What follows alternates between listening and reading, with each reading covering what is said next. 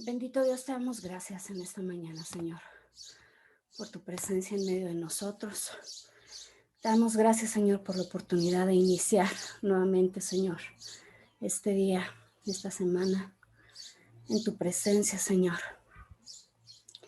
Te pedimos que estés en medio de nosotros, que tu Espíritu Santo nos guíe, Señor, al conocimiento de toda verdad. Como dice tu palabra, Él es quien nos revela lo más profundo, Señor, de ti. Te rogamos, Señor, en esta mañana que nos des a conocer un poco más acerca de tu persona, Señor, de tu carácter, y también acerca de lo que tú esperas, Señor, de cada uno de nosotros, de lo que quieres transformar en cada vida, Señor. Enséñanos, Señor, a vivir conforme a tu palabra, Señor, a rendir nuestra voluntad a la tuya, a entender, Señor, que no se trata únicamente de conocimiento, Señor, sino lo que tú quieres es realmente que nuestras vidas sean transformadas, Señor, para que nosotros podamos experimentar el poder que tú tienes, Señor, en nuestra vida, y que ese poder, Señor, también pueda transformar a las naciones, Señor. Gracias, porque somos privilegiados, Señor, de poder ser llamados tus hijos, de poder ser instruidos, Señor, en la verdad. Ayúdanos, Señor, también a compartir esto que estamos aprendiendo con otras personas, Señor, que aún no te conocen, Señor, y que necesitan de una palabra de vida. Te doy gloria, Señor, en esta mañana, y ponemos este tiempo en tus manos. Por Cristo Jesús. Amén. Bueno, solamente como un repaso de lo último en lo que nos quedamos, estuvimos revisando acerca de la transfiguración y este importante evento en su relación con la Escritura. Lo que mencionábamos respecto a esto es que tristemente encontramos pues diferentes grupos, ¿no? Que anhelan el conocer a Dios, pero que a lo largo pues de la historia de alguna manera se han ido como pervirtiendo enseñanzas de la palabra. Entonces tenemos, por ejemplo, a judíos ortodoxos que aceptan la Torá, el Tanaj como palabra de Dios, lo que es el Antiguo Testamento, pero descartan toda la obra de Jesucristo y todo el Nuevo Testamento. Y por otro lado, tenemos tristemente dentro del cristianismo, pues diversas posturas, vamos a decir, y dentro de ellas muchas veces la más común es que todo el Antiguo Testamento es para los judíos, eso ya no aplica para nosotros, entonces para nosotros es el Nuevo Testamento, ¿no? Y del Nuevo Testamento algunas cosas, porque incluso los mensajes de Cristo hay quienes dicen que son únicamente para el pueblo judío, entonces eso no aplica para nosotros. Nosotros estamos en la gracia, no tenemos nada que ver con la ley, y lo que veíamos es que en realidad Dios es uno y Dios es consistente a lo largo de la historia, y entonces nosotros vamos a encontrar, ¿sí?, que su palabra es continua, pero además se corrobora en una porción con otra. Decíamos que en este evento de la transfiguración está Cristo, por supuesto, representando al Evangelio, están Elías como representante de los profetas, Moisés como representante de la Torá, ellos dos hablando, vamos a decirlo metafóricamente, acerca del Antiguo Testamento, y también tenemos a tres apóstoles, a Juan, a Jacobo y a Pedro, que de alguna manera van a representar toda la escritura posterior al Evangelio. Y en ese sentido, yo únicamente les ponía dos ejemplos, no quiere decir que es lo único. La verdad es que si nosotros nos podemos escudriñar la palabra, es impresionante la forma en la que la palabra de Dios desde el Génesis hasta el Apocalipsis es una continuidad, y encontramos enseñanzas en el Antiguo Testamento que se corresponden con su cumplimiento profético, o esos símbolos que hay en el Antiguo Testamento vemos que en el Nuevo Testamento tienen un significado de aplicación práctica en nuestra vida. hablábamos acerca de la fiesta de los panes sin levadura, que pues se festeja el día 15, desde el día 15 de Aviv hasta el día 21, es el primer mes establecido por Dios para el pueblo de Israel, y es la fecha que se corresponde con la Pascua que nosotros celebramos, ¿sí? Ahora, decíamos que la fiesta de los panes sin levadura, en Levítico 23, pero también en Éxodo 12, hay un mandato acerca de que durante ese tiempo toda la levadura debía ser sacada de las casas. Después vemos cómo Cristo retoma y establece un mandamiento que es guardaos de la levadura en Lucas 12:1, y veíamos cómo esto Pablo lo profundiza muchísimo más, ¿sí? Cuando habla acerca de cómo se debe guardar la Pascua y nos habla acerca de una vida de sinceridad y verdad en 1 Corintios capítulo 5, versos 6 al 8. ¿Sí? Entonces, esta es la aplicación práctica el día de hoy de esa enseñanza que está en el Antiguo Testamento y que retoma Cristo. El segundo ejemplo, tomábamos la vida de Enoc, alguien que dice la palabra de Dios que caminó con Dios y que debido a que él tuvo esta cercanía y sobre todo una vida de santidad delante de Dios, de guardar los mandamientos del Señor, una vida que fue, como dice Proverbios, sí, creciendo como la luz de la aurora hasta que el día es perfecto. En ese sentido, también mencionamos que el Señor Jesucristo nos manda a que debemos elegir el camino angosto, dice, porque ancho es el camino que lleva a la perdición y muchos son los que andan por él, pero angosto es el camino que lleva a la vida y pocos son los que lo hallan.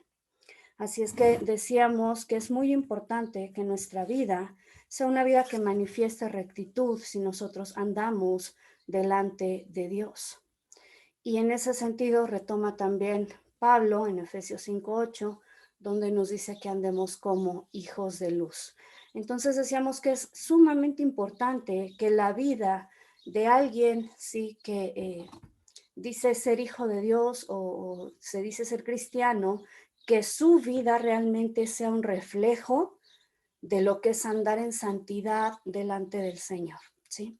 Entonces, insisto, son solamente un par de ejemplos, pero les aseguro que en la medida que ustedes puedan ir escudriñando la palabra e ir buscando, se van a encontrar una cantidad enorme, o sea, en cada capítulo, por lo menos que nosotros hemos estado escudriñando. Yo empecé el año pasado estudiando Génesis verso a verso. Ahorita en la congregación estamos en el capítulo 24 de Génesis y en cada capítulo, sin excepción, estamos viendo cumplimiento profético, mandamientos relacionados con la enseñanza que está en Génesis. No es diferente en el resto del Antiguo Testamento.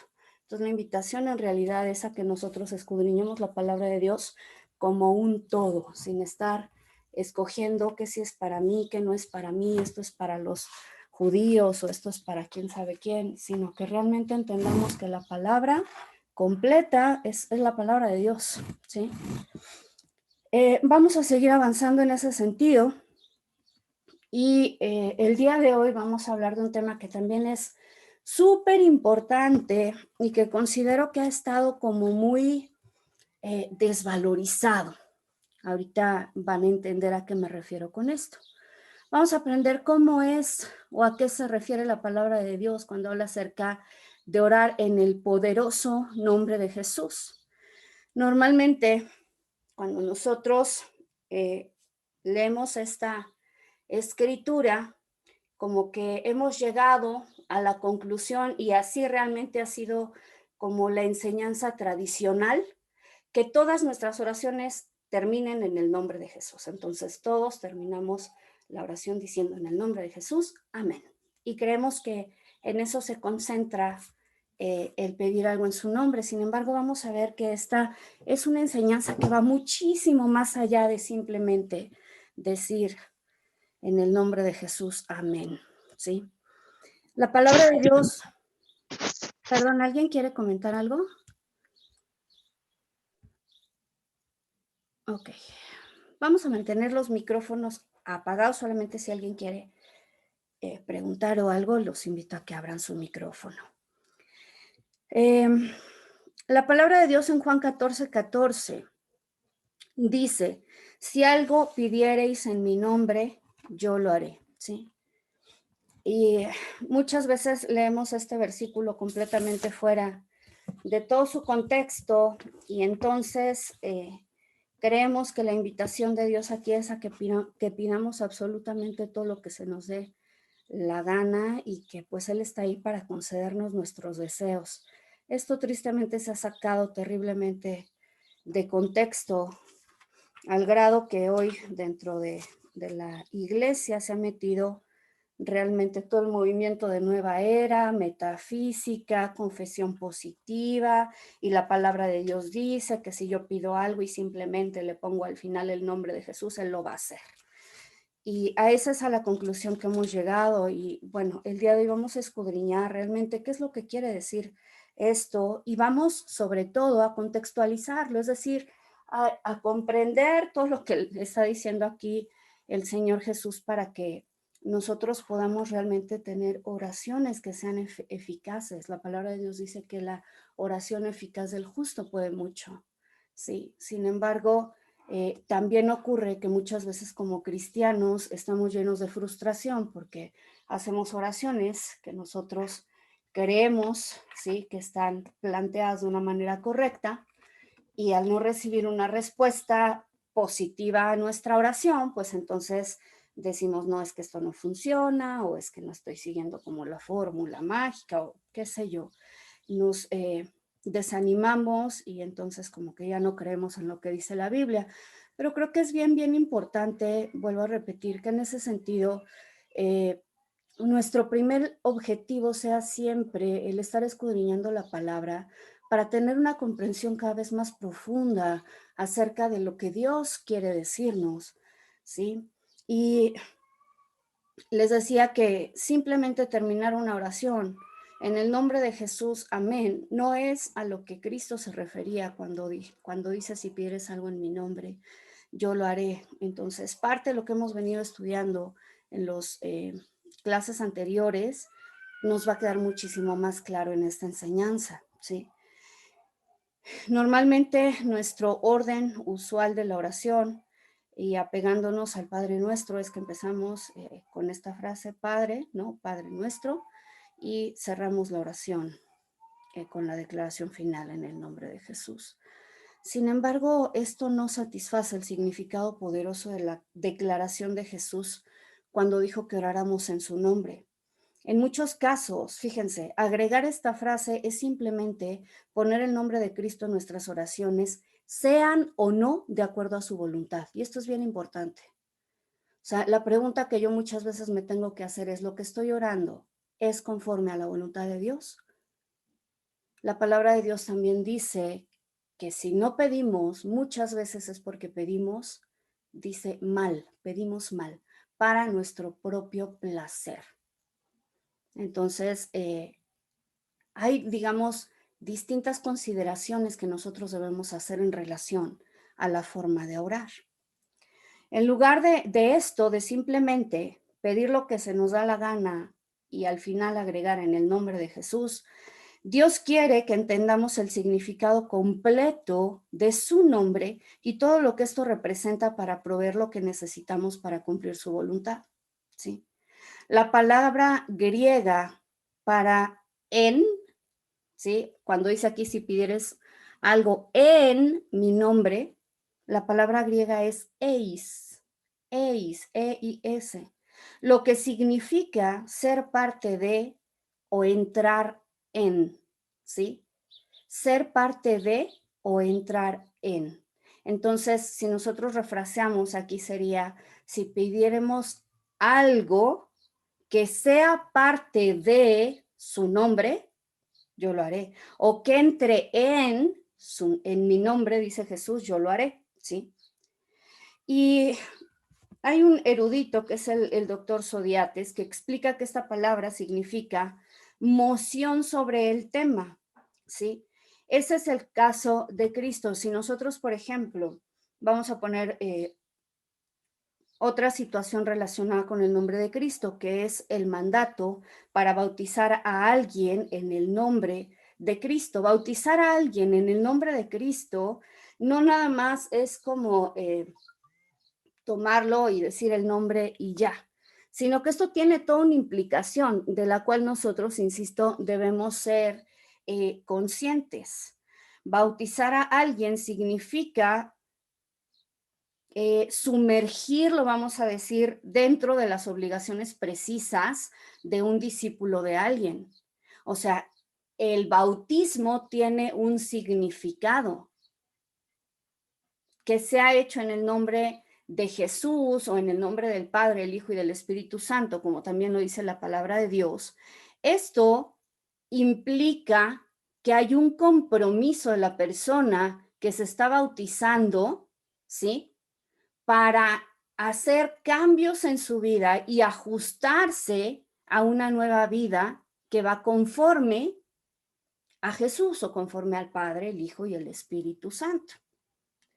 Quiere decir también ser identificado con el carácter y los propósitos de Cristo. De hecho, la palabra de Dios dice que cuando nosotros somos bautizados, nos estamos identificando con Cristo en su muerte y en su resurrección. ¿Ok? Estoy tomando esto como ejemplo para que comprendamos también lo que significa el orar en el nombre de Cristo.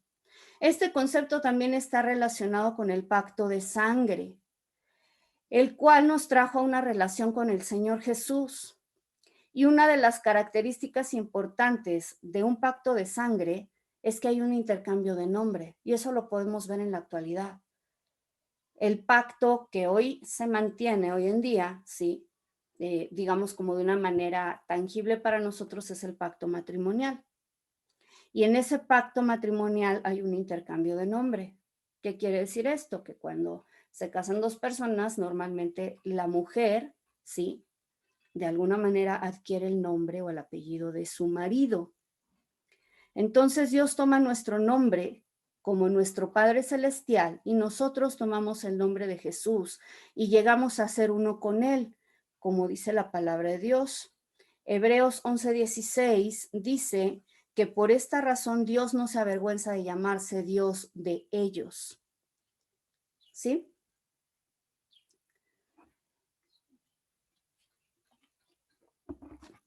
Entonces, no solamente cada cónyuge en el contexto del pacto matrimonial toma el nombre del otro, sino que a partir del matrimonio, la palabra de Dios dice que no son dos, sino que ahora son uno y deben actuar como uno, sí, porque la palabra de Dios dice que son ahora una sola carne. ¿Qué quiere decir ser uno? Que tengan objetivos en común, que tengan una misma visión, un mismo camino, y por eso también es tan importante, y de esto pues, de una enseñanza el sábado, de cómo hemos echado por tierra el mandamiento de Cristo, el mandamiento de Dios acerca de no unirnos en yugo desigual con los incrédulos. Sentimos que es como solamente una recomendación que Dios hace. Sin embargo, eso habla acerca de nuestra falta de entendimiento de todas las implicaciones que tiene el que nosotros nos unamos y seamos uno, una sola carne con una persona que está en tinieblas. Y esto es terrible. Pero bueno, sigo avanzando porque ese no es el tema de hoy. Si queremos orar correctamente, debemos comenzar con el nombre de Jesús, que se relacione con la petición que queremos traer al Padre. Esto lo vamos a ir explicando más claramente y vamos a poner unos ejemplos. Esto nos da un entendimiento más amplio de las oraciones de contentamiento y de las oraciones efectivas. Cuando Jesús habló acerca de su iglesia, no dijo, si 2 o 3 personas se reúnen para orar y simplemente agregan mi nombre al final de sus oraciones, entonces yo voy a hacer lo que me pidan. Lo que él declaró fue, porque donde están 2 o 3 congregados en mi nombre, es decir, el estar congregados debe ser en el nombre de Jesús. Lo que esto quiere decir de acuerdo al significado que hablamos de la palabra en, ¿sí? Cuando dos o tres están reunidos siendo parte de Jesús, dice, allí yo estoy en medio de ellos. Ahora vamos a entender qué significa esto de ser parte de o estar reunidos en el nombre de Él. El enfoque principal de esta reunión es estar en el nombre de Jesús y no en nuestros propios pensamientos. O sea, no son dos o tres personas que se reúnen para platicar de cualquier cosa, para murmurar, para expresar opiniones, preocupaciones, ni siquiera peticiones personales. Y esto es bien importante que lo entendamos. Lo que nosotros tenemos que hacer es alinearnos a la voluntad de Dios, no al revés. No es que Dios se va a alinear a mi voluntad. Comenzando entonces con el nombre de Jesús y aprendiendo más acerca de sus mandamientos y de sus atributos, cumplimos el llamado principal, el cual Pablo expresa con estas palabras en Filipenses 3:10.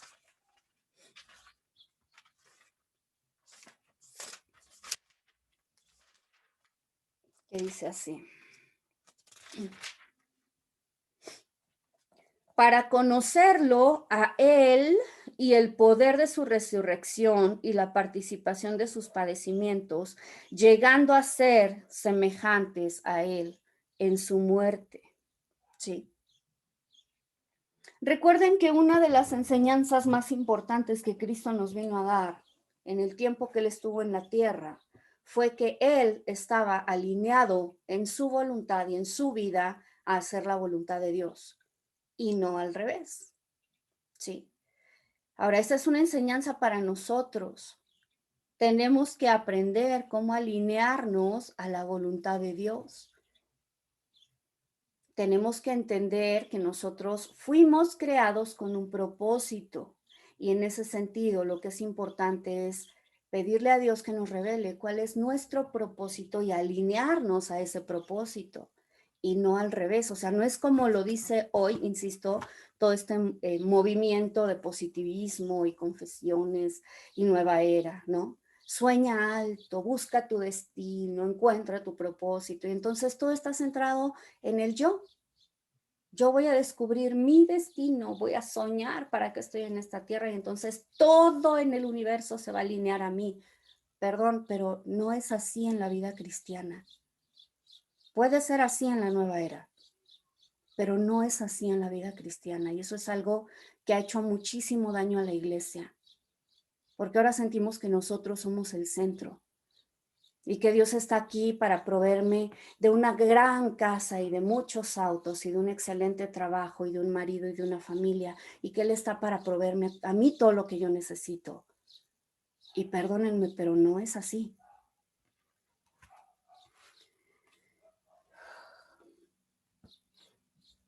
También debemos aprender a orar en armonía con las enseñanzas acerca de la oración que Cristo nos dio. Fíjense cómo en el modelo del Padre Nuestro, Él no termina la oración con el nombre de su Padre, sino que comienza enfocándose en su nombre. La oración dice: Padre nuestro que estás en los cielos, santificado sea tu nombre. Ahora, santificar el nombre de Dios tiene un significado sumamente amplio, pero la santificación está relacionada con el reconocimiento de que Dios es alguien absolutamente supremo, superior, que está muy por encima de nosotros como seres humanos. Eso habla entonces de una sujeción de mi persona ante un Dios todopoderoso. ¿Se dan cuenta cómo va cambiando entonces la perspectiva de la oración? Vamos a ampliar entonces nuestro entendimiento acerca del nombre de Jesús. Cuando escuchamos nosotros el nombre de Cristo, el nombre de Jesús, pensamos en la obra maravillosa que Él cumplió en la cruz para redimirnos. Y con mucha frecuencia, nuestra reflexión en su nombre termina allí.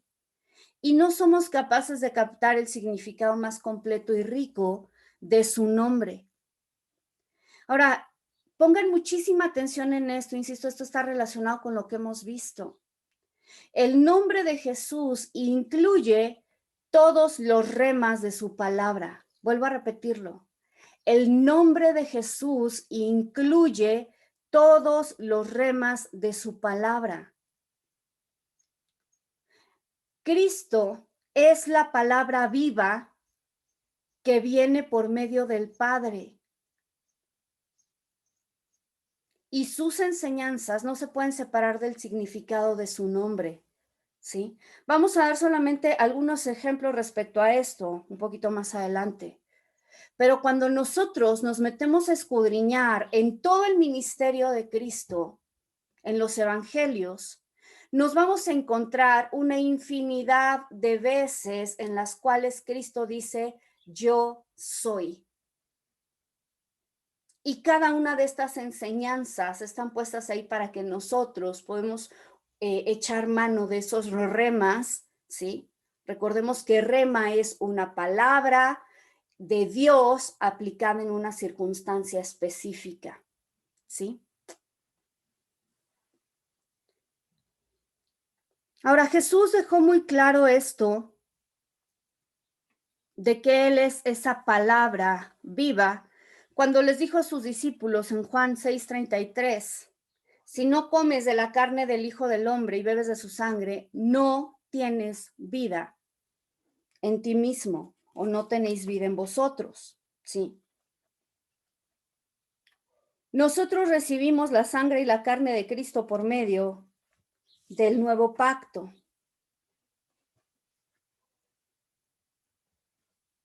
Y si nosotros recordamos también cuando escudriñamos acerca de la tentación de Cristo, la primera tentación, donde viene Satanás y le dice que convierta las piedras en pan, les explicaba que la palabra de Dios dice, no únicamente que su respuesta fue, no solo de pan vivirá el hombre, sino de toda palabra que sale de la boca de Dios, sino que más allá de eso, veíamos que Cristo mismo es ese pan del cielo, y todo esto lo dice Juan capítulo 6, ¿sí? Vamos a Juan capítulo 6.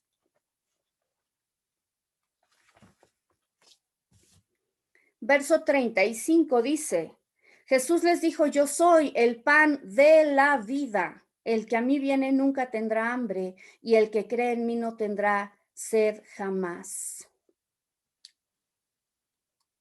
Así es que decíamos que el maná que cayó en el desierto para el pueblo de Israel era simplemente, se dan cuenta aquí nuevamente, otro símbolo en el Antiguo Testamento que tiene un cumplimiento profético en Cristo. Él siendo ese pan que nos da vida. Por lo tanto, si nosotros les invito a escudriñen todo este capítulo, es un capítulo maravilloso que nos deja entender qué significa que Cristo sea el pan de vida. Yo me voy directo al verso 63, donde dice, el espíritu es el que da vida, la carne no aprovecha nada. Las palabras que yo os he hablado son espíritu y son vida. Entonces, cada una de las palabras que Cristo habló durante su ministerio en esta tierra son palabras de vida. Y esto no es una metáfora. Esto es algo que cuando nosotros lo comprendemos y nos lo apropiamos, entonces vamos a desarrollar esa vida en nosotros y vamos a ver que esto que les estoy diciendo es algo que hemos venido estudiando en temas anteriores. ¿Cómo es que desarrollo yo esa vida que Cristo habló en mi vida? Sí. De alguna manera hemos tenido la falsa idea de que podemos olvidarnos de las enseñanzas de Jesús y de sus mandamientos. Y en vez de eso, simplemente usar su nombre como un mantra para nuestros deseos y anhelos. Voy a pedir lo que quiera y simplemente voy a orar en el nombre de Jesús. Amén. Saben, es bien triste que como cristianos nos hemos llenado de fetiches, que hemos pasado por alto estas verdades de vida que dice la misma palabra de Dios y que a veces simplemente repetimos algunas cosas, eso como si fueran mantras. No sé si todos los que están aquí saben lo que es un mantra, sí, pero mantras son frases de origen oriental, normalmente vienen del budismo, del hinduismo, del nueverismo, ¿sí? Que se repiten una cantidad y cantidad y cantidad de veces y que creyendo que simplemente por repetirlas se van a hacer realidad. Y de ahí vuelvo a repetir toda esta idea, ¿sí? De que las palabras que nosotros decimos tienen poder. Y toda la confesión positiva. Si tú lo declaras, entonces va a ocurrir. Y tenemos un montón de gente declarando y confesando y decretando. Y lo que no hemos entendido es que no es nuestra boca ni siquiera la que tiene poder. Es la palabra de Dios.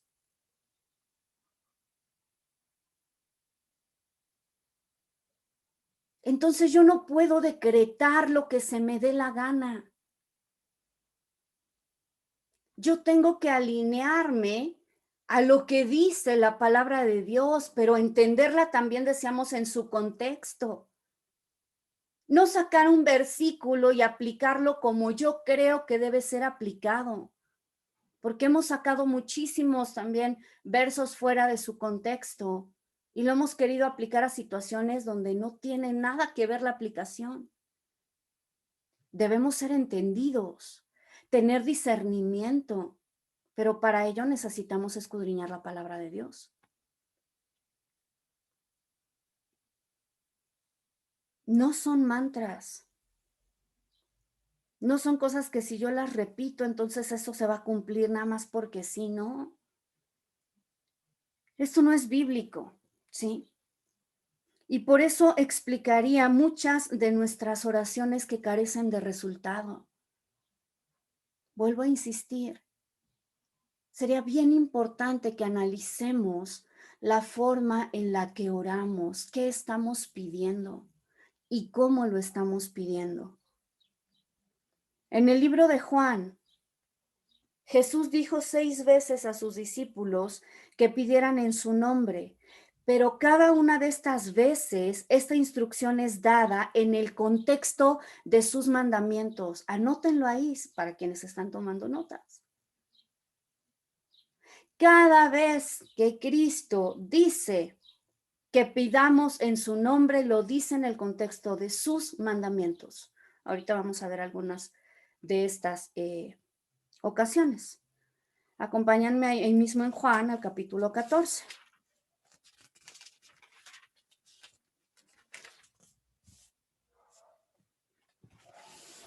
Juan 14. Fíjense, vamos a leer desde el verso 12. Dice, de cierto os digo, el que cree en mí, las obras que yo hago también él las hará y mayores que estas hará porque yo voy al Padre. Y todo lo que pidáis en mi nombre, eso haré para que el Padre sea glorificado en el Hijo. Si algo me pedís en mi nombre, yo lo haré. Verso 15. Si me amáis, guardaréis mis mandamientos. Verso 21. El que tiene mis mandamientos y los guarda, ese es el que me ama. Y el que me ama será amado por mi Padre, y yo lo amaré y me manifestaré a él. Lean todo el capítulo completo. No podemos simplemente tomar un versículo y decir, pues él aquí dice que lo que yo pida en su nombre, eso él lo va a hacer. Y punto y se acabó. No, él está dando un contexto. Y vuelvo a repetir, o sea, más aún, si nosotros vemos el contexto que es su propia vida y en una petición muy concreta que él viene a hacer al Padre, que es estando en Getsemaní, él no simplemente viene y le dice, Señor, tú sabes que voy a sufrir, así es que yo no quiero hacerlo, cumple mi voluntad en el nombre de Jesús, amén. O en mi nombre, amén. No, lo que él dice, Señor, tú sabes lo que yo quiero, tú sabes que yo no quiero pasar por esto, si se puede que pase de mí esta copa, pero que no se haga mi voluntad, sino la tuya. Eso es guardar sus mandamientos. Eso es someter nuestra voluntad a la voluntad de Dios. Y Cristo lo hacía, Él nos puso ejemplo. En el siguiente capítulo, que es Juan 15, que también lo hemos leído ampliamente, la palabra de Dios nos compara con las ramas de la vid. Y dice, si permanecéis en mí y mis palabras permanecen en vosotros, pedid todo lo que queréis y os será hecho. Esto es Juan 15:7. Sin embargo, en los siguientes versículos, vamos a leer el 10, el 12 y el 14, 16 y 17, va a seguir enfatizando sus mandamientos. Verso 10, si guardáis mis mandamientos, permaneceréis en mi amor, como yo he guardado los mandamientos de mi Padre y permanezco en su amor. Verso 12, este es mi mandamiento, que os améis unos a otros, así como os amé. Verso 14, vosotros sois mis amigos si hacéis lo que yo os mando.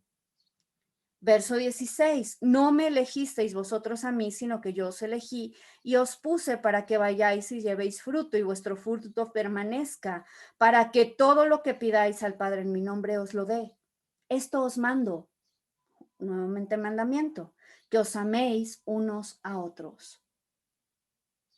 ¿Se dan cuenta cómo no es solito el simplemente pedir en el nombre de Jesús para que Él haga? Vamos a seguir en el capítulo 16. Jesús en este capítulo les explica cómo a partir de la resurrección ellos también comenzarían a pedir en su nombre. Vamos a leer solamente 2 versos, 23 y 24. Dice, y en aquel día no me preguntaréis nada. De cierto os digo que todo lo que pidáis al Padre en mi nombre os lo dará. Hasta ahora no pedisteis nada en mi nombre, pedid y recibiréis para que vuestro gozo sea completo.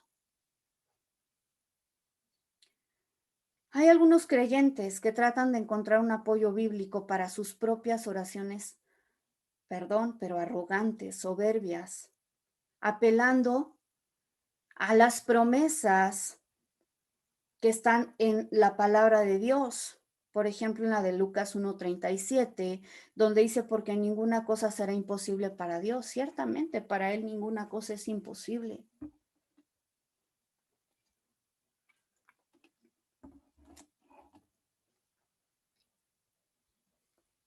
Pero esta promesa solamente afirma la relación entre la palabra de Dios y sus mandamientos, porque la palabra cosa que se utiliza aquí en Lucas 1:37, cuando dice porque ninguna cosa será imposible, es una traducción de 3 palabras griegas que incluyen la palabra rema.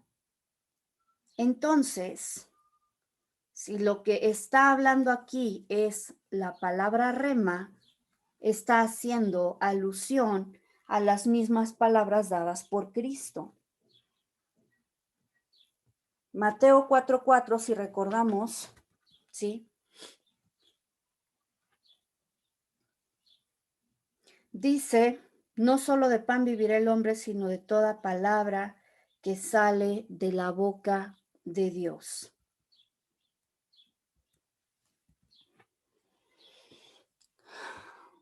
Así es que la misma relación existe entre los remas de Dios con esta promesa, que dice que si tuvierais fe como un grano de mostaza, diréis a este monte, pásate de aquí allá y se pasará, y nada os será imposible.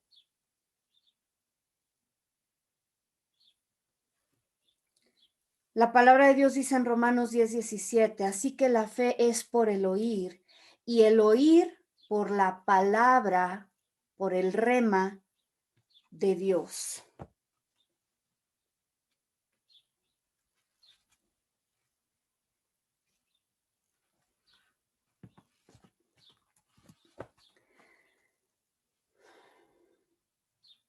En lugar de finalizar simplemente en el nombre de Jesús, amén, si nosotros siguiéramos el ejemplo del Padre Nuestro,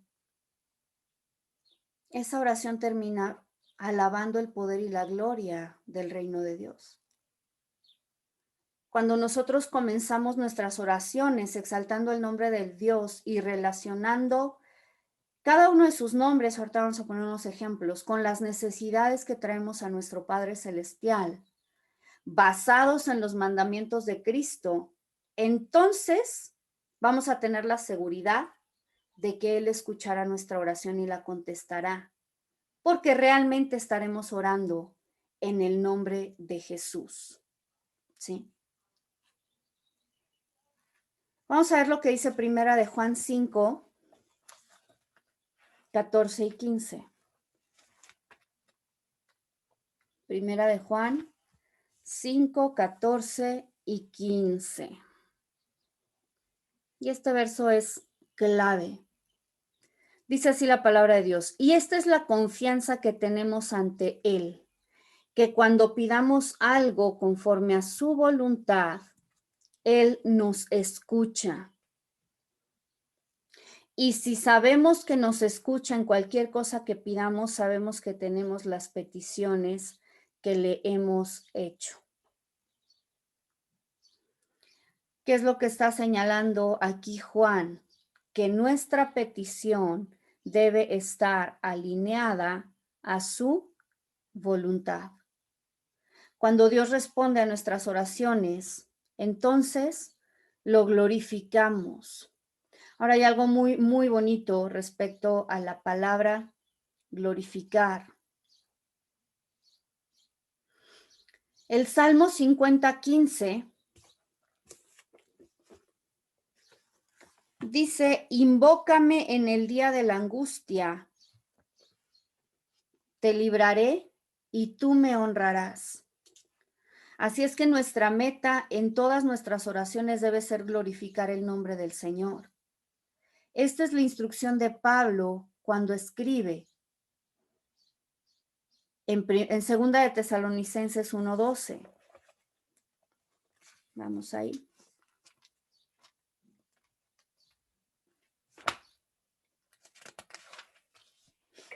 Perdón, ¿cuál fue la de Juan? ¿Es primera de Juan qué? 5:14 al 15.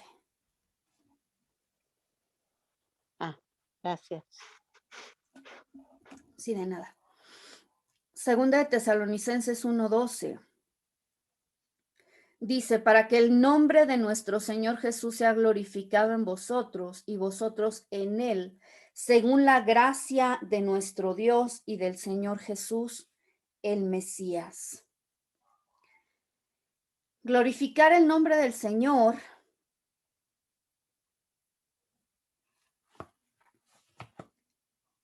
significa hacer brillar, viene de una raíz hebrea que es halal.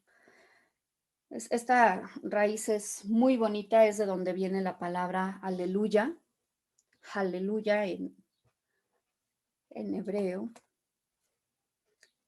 Y significa, vuelvo a repetir, hacer brillar, ser espléndido, ser famoso, dar luz, merecer alabanza.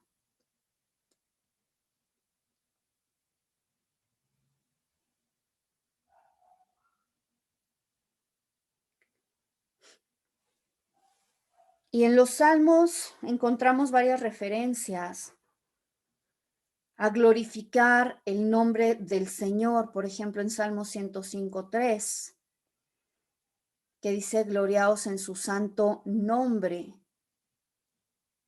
O en el Salmo 86:12, que dice, glorificaré tu nombre para siempre.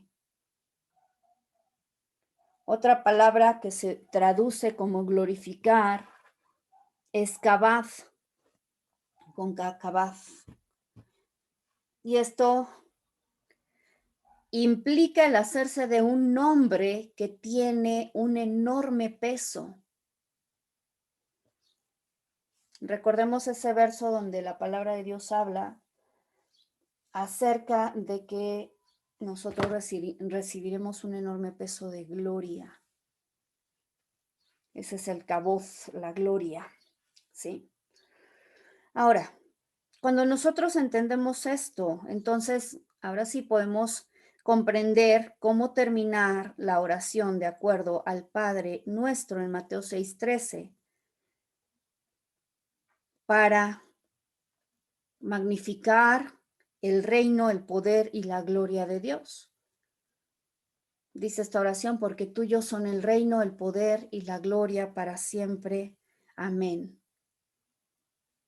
Fíjense cómo en este modelo de oración en el Padre Nuestro, Jesús hace mención del reino de Dios en 2 ocasiones. La primera, que es al comienzo de la oración, lo que dice, venga tu reino y hágase tu voluntad. Todos hemos entendido que no se trata de repetir literalmente el Padre Nuestro, pero sí de entender las enseñanzas profundas que hay en él. Y cuando esta oración, después de santificar el nombre de Dios, dice, venga tu reino y hágase tu voluntad, nos debe dar la idea de que nuestras peticiones deben estar sometidas a la voluntad de Dios. Ese debe ser nuestro enfoque en la oración que elevamos al Señor. Es solamente a través del reino viviente y de la autoridad del reino que tenemos el poder para vencer a Satanás y vivir la ley del reino, que son los mandamientos de Cristo. Ambas cosas ya las escudriñamos. Ya estudiamos cuáles son las leyes del reino y ya vimos cómo la autoridad de Dios nos es dada para poder inutilizar a Satanás por medio de los remas, utilizando toda la armadura que Dios proveyó para nosotros. Pero también les decía en esa ocasión, no poniéndonos la armadura como a veces hay quienes oran y dicen, me estoy poniendo el casco de la salvación, el casco, de la salvación y la coraza de justicia, ¿no? Sino realmente entender qué significa cada una de estas cosas y cómo realmente me puedo preparar con la palabra de Dios, entendiendo la salvación, entendiendo la justicia de Dios que recibí por medio de la sangre de Cristo, ¿sí? Para entonces poder estar firme en las acechanzas del enemigo.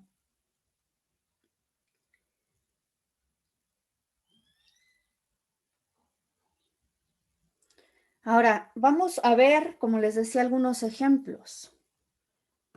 Si tenemos necesidad de más fe,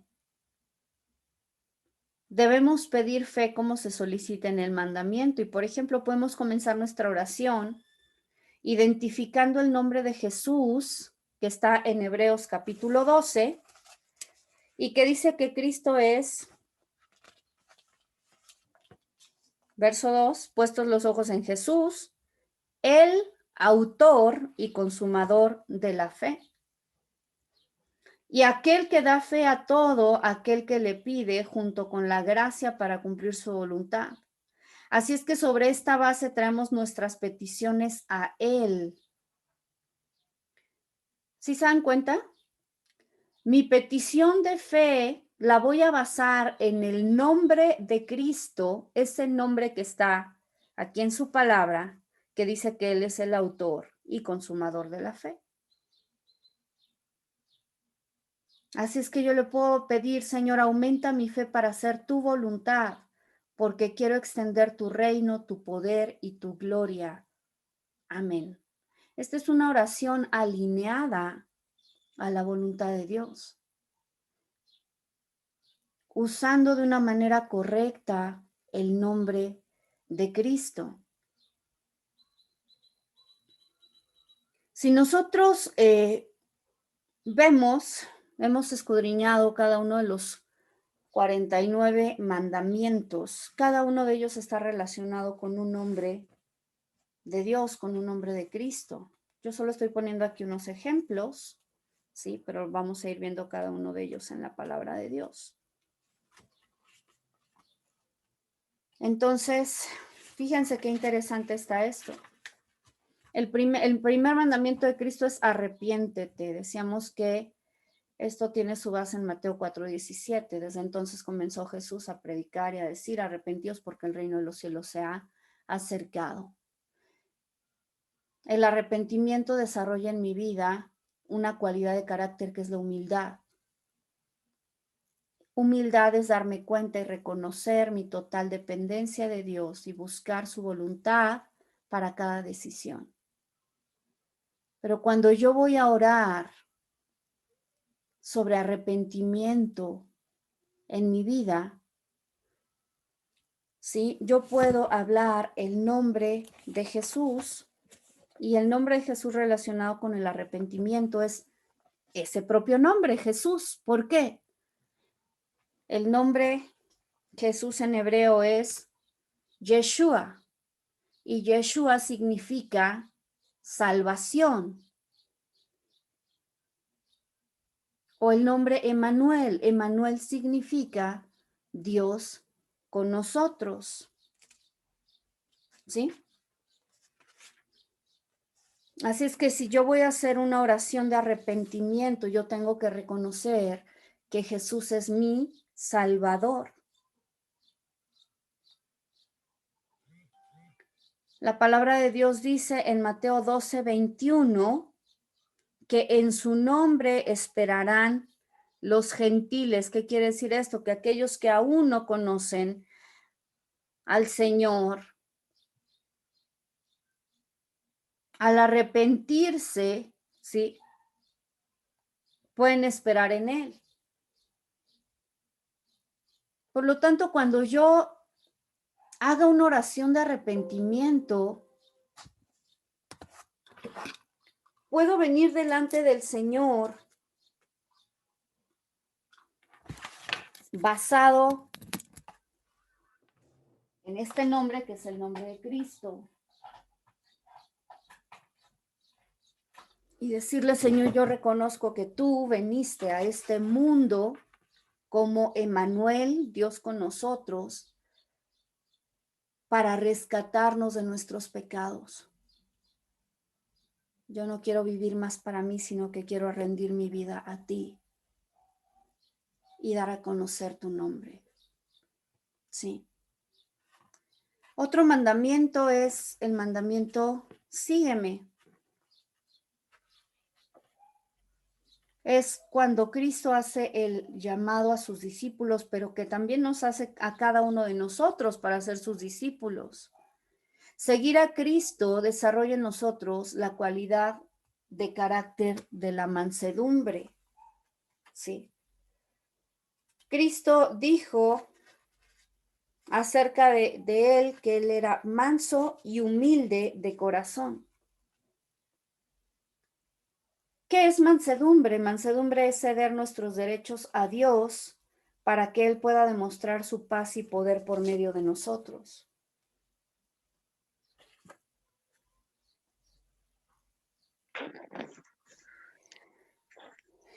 Y la palabra de Dios en relación a este mandamiento y este nombre de Cristo, en Mateo 11:29 dice, llevad mi yugo sobre vosotros y aprended de mí, que soy manso y humilde de corazón. Recuerdan que les dije, vamos a encontrar yo soy muchas veces. Cristo hablando en los 4 evangelios. Yo soy manso y humilde de corazón. Sí.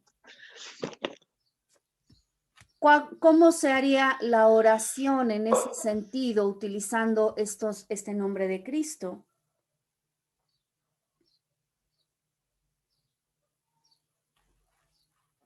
Padre, tú me llamas a que lleve tu yugo sobre mí y que aprenda de ti.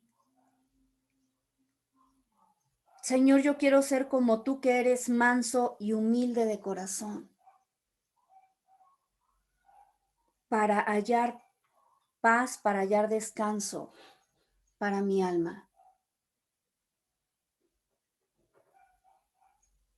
Entonces estoy basando mi oración no únicamente en un deseo que yo tengo, sino que lo estoy basando en el nombre de Jesús.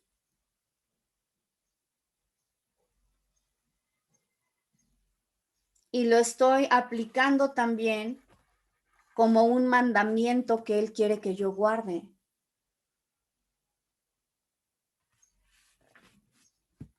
Vamos a ver el número 3. El tercer mandamiento es regocijarnos. La base de este mandamiento es Mateo 5, 11 y 12. Dice, bienaventurados sois cuando por mi causa os vituperen y os persigan y digan toda clase de mal contra vosotros mintiendo. Gozaos y alegraos. Ahí está el mandamiento. Gozaos y alegraos. Porque vuestro galardón es grande en los cielos, porque así persiguieron a los profetas que fueron antes de vosotros, dice la palabra. ¿Qué es el gozo? Gozo, que es el resultado de este mandamiento, es el espíritu brillante y rostro radiante que se manifiestan al tener una plena comunión con el Señor.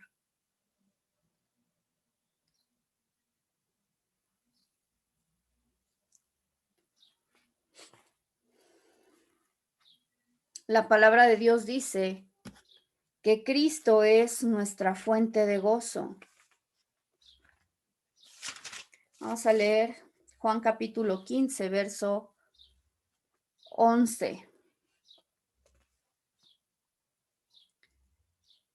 Dice, estas cosas os he hablado para que mi gozo esté en vosotros y vuestro gozo sea completo.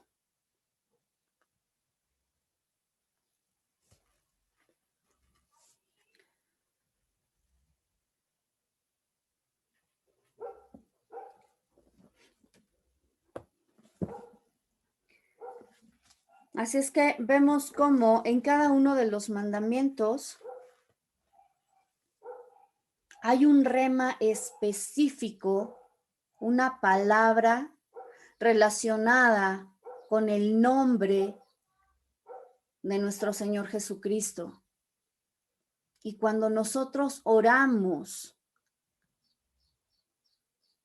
en concordancia con la voluntad de Dios y entendiendo ese nombre de Cristo y aplicándolo como un rema en nuestra vida, ¿sí? Entonces es que nosotros podemos esperar que nuestras oraciones tengan una respuesta, porque están alineadas a la voluntad de Dios. Vamos a dejarlo aquí, no sé si alguien tenga alguna pregunta o algún comentario.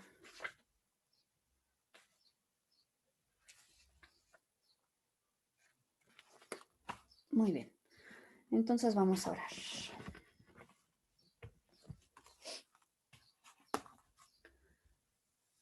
Señor y Dios, damos gracias en esta mañana. Tu palabra dice, Señor, que nos acerquemos ante tu trono en acción de gracias, reconociendo, Señor, que toda dádiva y todo don perfecto descienden de lo alto del Padre de las luces, en quien no hay mudanza ni sombra de variación. Te damos gracias, Señor, porque en esta mañana tú nos has dado a conocer, Señor, un poco más acerca de tu palabra, Señor, acerca de lo que tú esperas de nosotros, porque tú eres, Espíritu Santo, quien guía nuestros pasos, quien nos guía a toda verdad. Te damos gracias porque tú, Señor, estás formando en nosotros el carácter de Cristo,